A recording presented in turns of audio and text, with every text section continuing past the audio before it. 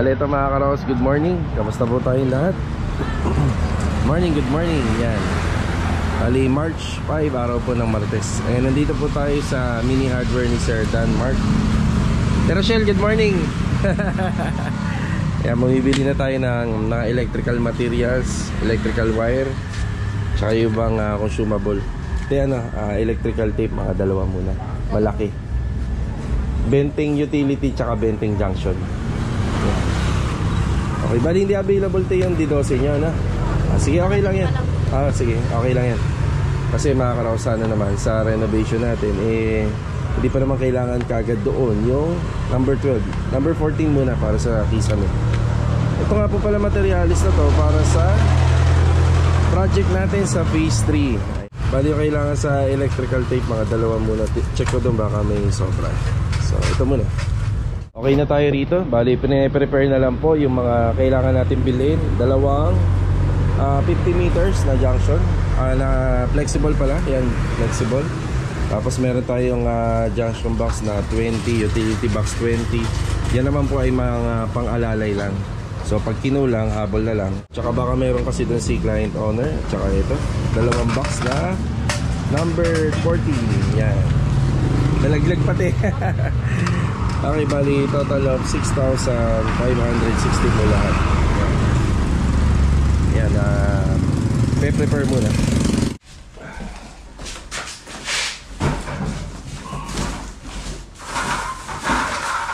Yan siya. Dalawang box ng wire. Electrical tape.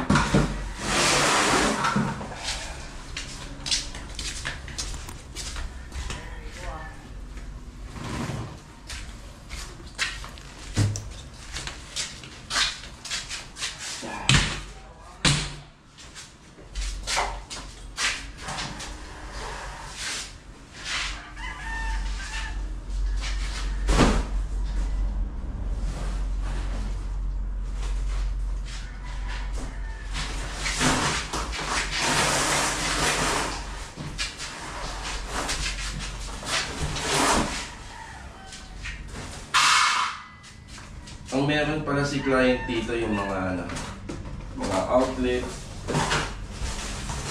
Ayan, may konting electrical tape din. Ayan. Buti dalawa lang yung binili ko. Ayan. Ayan, teflon. Meron siya teflon. Konting roller. Ayan, may roller. Multi-purpose lubricant at saka ito. Meron siya nito, mga no more needs, magamit ito dito talaga. Yun, may wipe out at saka may paleta pa.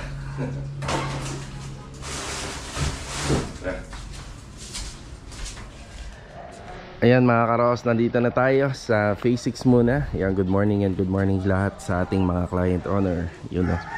Okay, ito yung content natin kahapon, no? Yun. Retouch na lang. O, diba? Ano? Pakalinis na.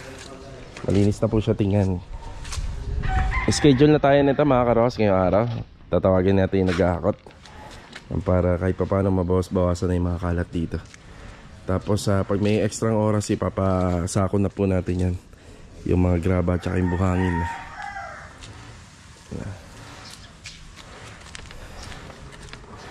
Okay, good morning muna Kuya Dindo. Good morning. Yeah, good morning. Yan, retouching paint. Tapos dito ipapalinis na po natin para kapag pinestuhan na ng pintor, dire-diretso na.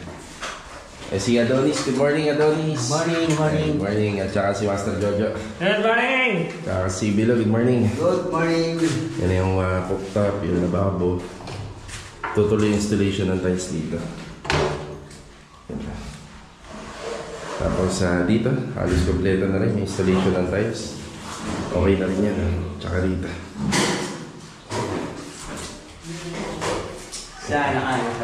Electrical, okay na din. Sa aircon, yan, okay na din. Ayan.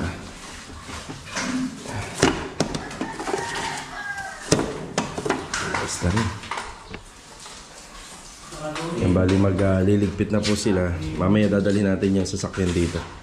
Tapos lahat po nung gamit dadalhin na po natin doon sa third project. Yan, para maluwag-luwag na dito. Ito na lang sa welding. Bali itong drainage. Sikasuhin pa to. Yun na lang yung gagawin dito. Halos kompleto na.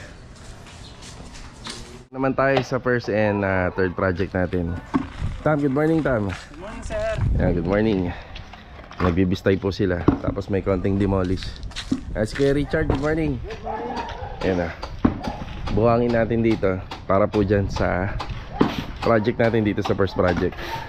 Ayan na. Dito pa rin si Kuya Boy. Good morning po Kuya Boy. Morning, boss. Good morning. Ito pwede nang sinsilin lahat to. Yan para mapwestuhan na ni Louie sa installation ng tiles. Tapos electrical na lang. Ayan, kinakabit na lang ni Kuya Boy sa switch outlet. Onting tiles, you know? Onting tiles na lang. Yung mga may hirap na lang dito yung puro siro. Kasi pinuputol ng pinuputol po yan. Pero kompleto naman tayo sa tiles dito. Boss, kulang tayo isang ano, ha? Ako lang dyan, Kuya. Isang piraso lang, boss. Isa lang na ganito kalaki. Kasi yung sobra, Switch? yung sobra sa'yo, parang dun yung isa. Sa dulo? Okay. Yung binigay ko sa'yo, so, magkaiba kasi sila ng sukat. Kailangan mo na isa nito. Oo, isa. Sige, sige. Saka yung isang ganyan na malaki na konti. Okay. Kung meron kang drainage na ganito, na tatlo na ganito, Pwede. Sige, meron tayo lang yung isang piraso. yung binigay ko siya, dalawa pa yun. Sige. Yan, switch. Hahatid tayo rito. Prepare mo na sila. Dito sa kabila. Ricky, good morning. Good morning. Ayan na. Babaklas sila ng forma. Bin, good morning, Bin. Good morning, bro. Ayan na. Ito yung mga naganap kahapon. Sa pinaka floor drainage. Tapos meron din po tayong catch basin. Yan, water line supply. Downspout natin dito, dalawa pa rin yung gagawin natin. Ayan yung buhos na yung hapon. Tapos yung connectivity ng ating release para sa storm drain. Yan, papunta na po yan doon. Tapos sa tubig, yan, papunta rin doon sa labas. So dito natin yung kinonekta.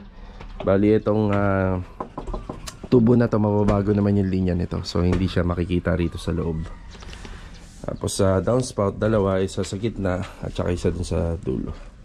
Yan, ganun pa rin, kagaya ng setup natin dito sa kabila. Okay, yan lang po muna rito. Assignment natin, itutuloy pa rin to yung CHB laying. Flooring tayo ngayon dito sa third project. Tapos styling and electrical dito sa first project.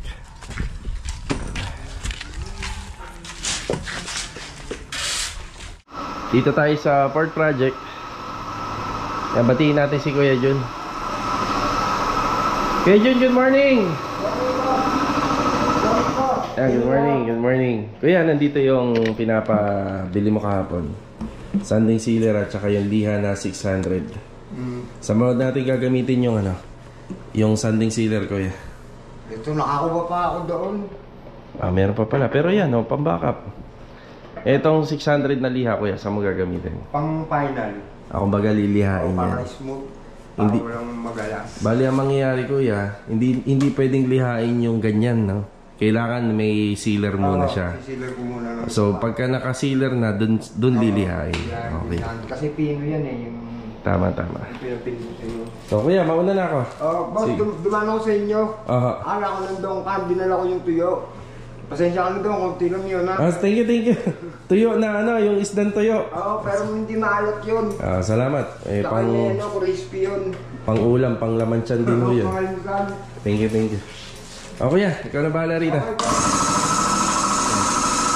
Dito naman tayo sa project sa phase 1. Mamaya magdadala na tayo rito ng mga ilaw sa lamppost. Yan, bali single bulb lang po yan yung ilalagay natin dito. Tsaka dito naman yung drop light. Mga downlight, 3. Okay, bating muna tayo. Si Jamil nandito. Good morning, Jamil. Good morning! Good morning. Ito yung mga inasikaso ni Jamil. Bali ngayong araw. Tatawagan natin sila Master Batang para maipakabit na po yung mga sliding dito. Sliding door. Ay, sliding door yung ano. Sliding tuloy. Bali maipakabit na po rito yung ating mga overhead cabinet tsaka dito. Sa pang-ilalim.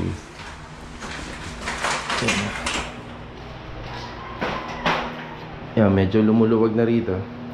Yan, nakabit na yung pintuan kahapon. Ito yung mga air vents para po sa mga pintuan ng ating sukat. Yan, storage. Yan, nakakabit na rin. Yan. Dito yung ating barn door. Yan o, yung pinaka-sliding. Yan, meron pa mga karagdagan pang konti rito. Yan. Yan yung mga stopper pa sa ilalim. Okay, dito si Louie. Good morning, Louie. Good morning. Ay, naasikaso ni Louie yung plastering dito. Medyo napakahirap lang. Tapos naikabit na nga pala nila yung window grill sa gilid. Yan, kunin muna natin yung ating mga pailaw para dito sa may fence area. Ayan, yung masilya. Dumaan muna tayo sa hardware. Bumili muna tayo ng medya na electrical pipe bago natin palipatin si Kuya Boy sa phase 3. Papa-electrical muna natin yung mga poste dito sa third project natin na Tina. Ayan, tara. Ayan, balik tayo rito. Meron ng konting gamit na nilagay yung may-ari sa kanyang unit. Hindi naman makaka-apekto yung sa gawa namin kasi overall paint nito sa sa may stairs at saka dito sa baba ay mga hilamos lang. Yan, medyo maluwag na dyan sa loob. Medyo maluwag-luwag na rin. Yan, tuloy-tuloy lang po yung paint retouching dito. Yan, si Adonis, ayusin niya na yun sa ating floor drainage dito sa harapan ng gate. Okay, papunta muna tayo rito sa Metroville. May assessment yata tayo rito sa engineering office bago gumawa. Tapos yung mga approval plans ibibigay po sa atin ni client owner. Kailangan lang po muna natin mag-report sa engineering office. Siguro ito yung yung mga pag-uusapan yung mga bawal, mga violation. Yan pag-uusapan dito bago gumawa. Parang kagaya rin dito sa Lumina, sa mga subdivision. Bago po talaga gumawa, tinatalakay po yung mga bawal, tsaka yung sukat, tsaka yung design. Ultimo yung sa facade, sa fence. Yan ipinapaliwanag din dito. Yan, kaibahan nga lang dito, kasama si contractor. Yan, pwede naman kay client owner na lang Yan, okay na tayo rito. Yan, ID muna, ID. Ayan, sinilip natin yung structural dito. Tama-tama ginagawa yung unit. Ayan, may 6 na poste pala to sa bawat gilid. Tapos sa likod may mga biga. Yan, matibay yung pagkakagawa nito. Yan, para alam din natin kasi may mga ide-demolish tayo na wall doon para at least yan, maka-safe tayo. Yan, matibay yung pagkakagawa. Okay, diretso tayo dun sa bahay nila, sir. Yan, nasa atin na yung mga papel na kailangan dito. Tara, magsusukat tayo rin. Okay na po tayo rito sa Metroville. Ayan bali yung kukunin nga po pala nating design halos walang pinagkaiba dito sa kapitbahay nila client owner. Halos ganyan na ganyan din po. Pati po sa polycarbonate roofing, nakapailalim po yung ating medya agwa. Yan, sa bilang din ng bakal at saka sa ginamit halos ganito. Then flooring natin, naka-tiles din naman po ito. Yan, okay na tayo rito. Nakuha na natin yung sukat. Yan. Hindi na tayo mahihirapan maghanap ng tiles sa pinaka-flooring natin kasi gagayahin lang natin to. Hintayin na lang po natin ipasa ni client owner lahat po ng mga tiles na gagamitin po sa iba't ibang part pa ng area. Tapos ito, tiningnan ko na doon, 6 na poste po ito. Yan, tiningnan natin doon sa structural ng kanilang model house. Yan dito, at saka sa biga. Yan, tapos sinukat na rin po natin yung pinaka-dimension nito. Yan, sa first floor, sa stairs, back area, second floor. Ayan, meron na rin. Tapos gumawa na tayo ng layout. para sa window grills. Kasi yung nakausap nating engineer dun sa opisina, gusto nila na yung bintana rito sa second floor, yan may opening. So may fire exit siya. Yan, dito naglagay ako ng opening sa grills para pagka binubuksan yung bintana, dito lang banda. Yan. Yan, bali nasa 64 cm yata ito. Yan, ganun din dito sa kabila. Yan, 64 cm. Tapos sa bisagra, dalawa. Opening. Yan, kung sakaling may emergency, yan, dito lang sila. Kukunin ko na lahat ng dapat dito para sa ceiling framing, tiles, kwarto. Yan yung kailangan kung bakit natin sinukatan lahat. Ito nga po palang fence grills na kagaya nito sa kapitbahay. Mahuhuli po ito dahil yan ang pinaka-stockpile natin. Medyo mahigpit po sila rito. Kailangan yung mga materialis natin ay hindi po lumalagpas sa ating perimeter. So gagawin natin stockpile yan muna. Kaya mahuhuli muna yung pagpapabricate ng ating gate at saka ng ating roofing ng polycarbonate. Yan lang yung allowed dito. Kaya magkakamukha po yung harapan ng bahay nila. Yan, sa window grills wala naman po problema kahit mabago yung disenyo. Ang gagamitin niya po pala namin dito is 3-port by 3-port lang para hindi po lumagpas dito. Yan, pati ito meron. Tapos ito, kailangan namin ng tulong nila Master Batang dito kasi may ano rito, ipapabricate pa po nila to. Yan, tatanggalin yung salamin according dun sa sukat ng window na aircon. So napag-usapan kasi namin ni Sir kapag gumamit ng split type kagaya po nito, ito nasa likod nila, may hirapan po yung magme-maintenance dyan. So paano siya aakyat dyan? Aakyat siya sa second floor, taas, bababa papunta rito, tapos hindi pa slab, kaya laging mabubugbog yung yero.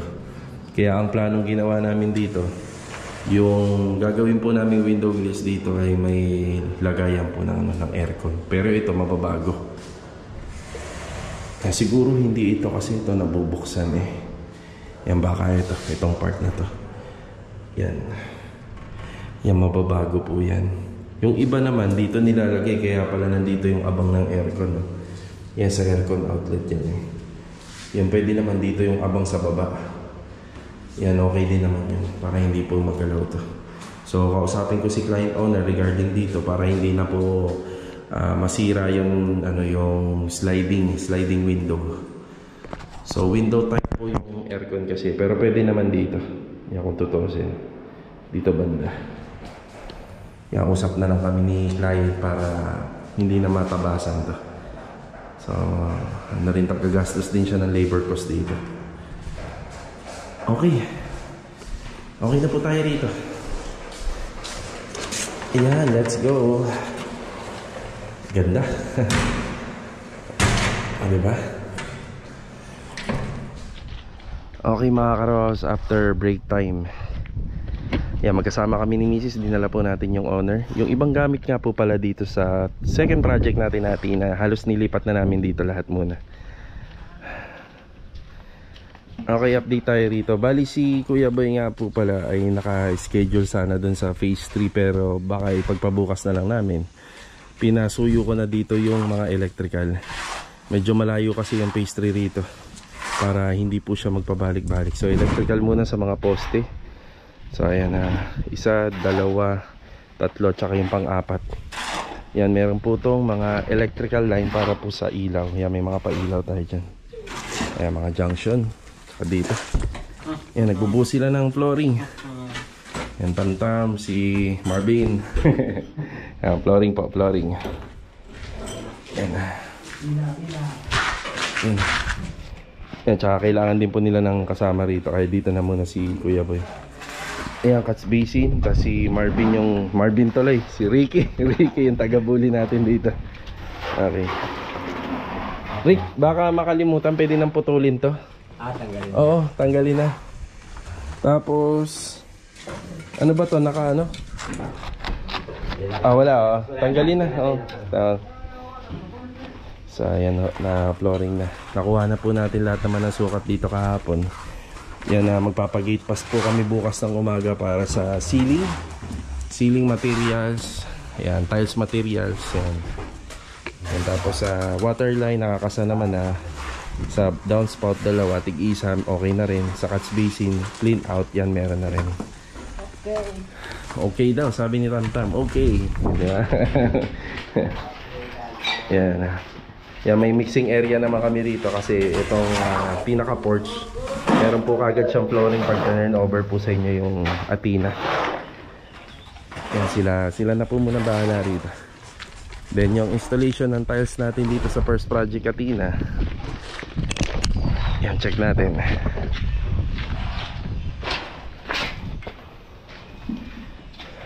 Yun, oh.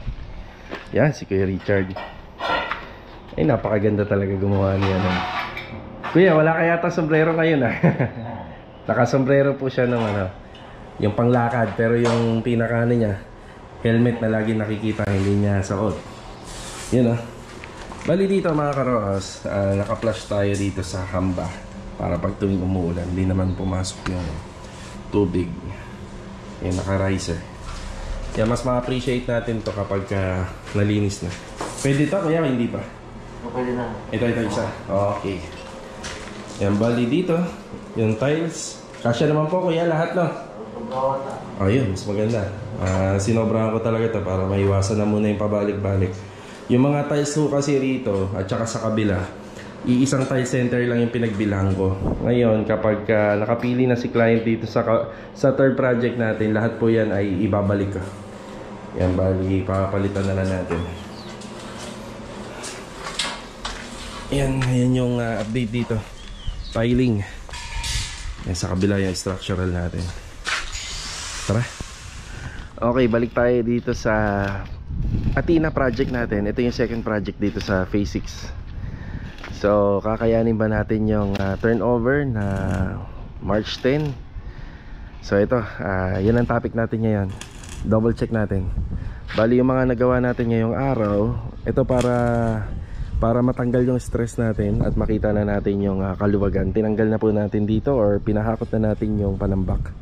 Then nagtanggal na po tayo ng iba pang mga materyales, yung mga retaso at saka yung mga putol-putol na bakal na hindi na magagamit dito, at saka yung ibang mga power tools. Yan, isa yan sa mga ginawa natin para mabawas-bawasan po yung ating stress dito sa unit. So kailangan po talaga sa bahay para makita na may natatapos, kailangan maluwag at malinis. Ayan, mapaluwag at malinis.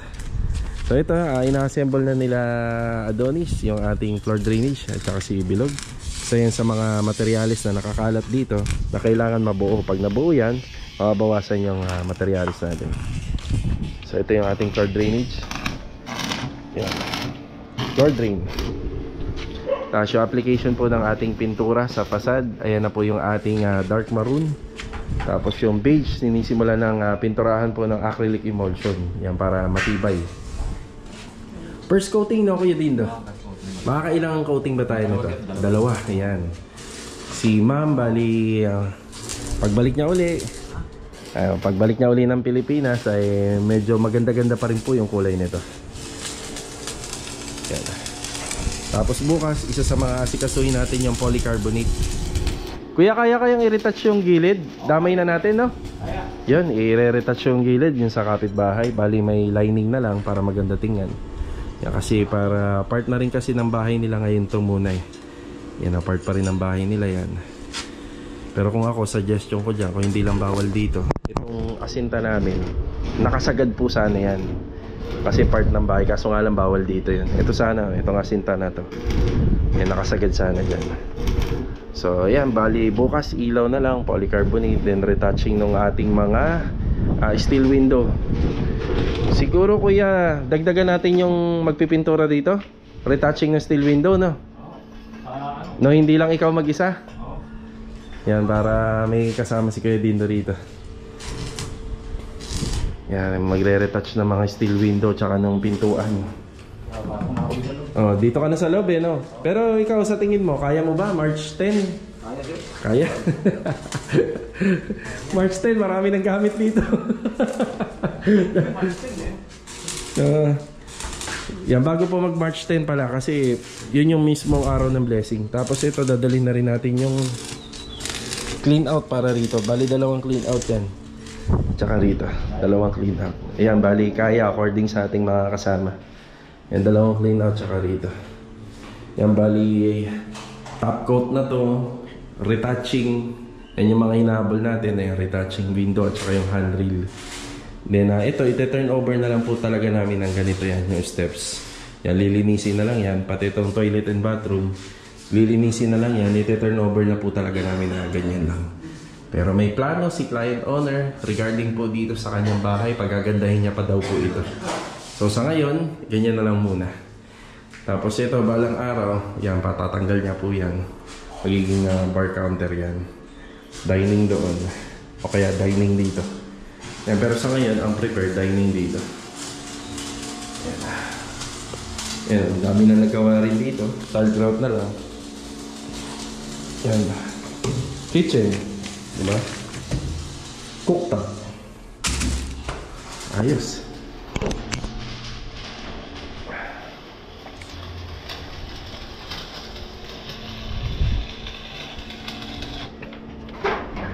Yan. Yan. Tapos ito, lagi kong binabanggit, ipapano na rin po natin to. Ipapasako natin, then ipapalinis natin tong gilid. Yan, kasi kapag turnover, part po yan ng, ng service natin. Kailangan malinis po yan dahil masisita yan ni engineer dito. Yan.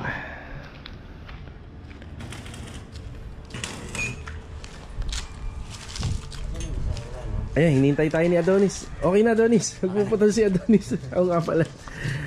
Yan na.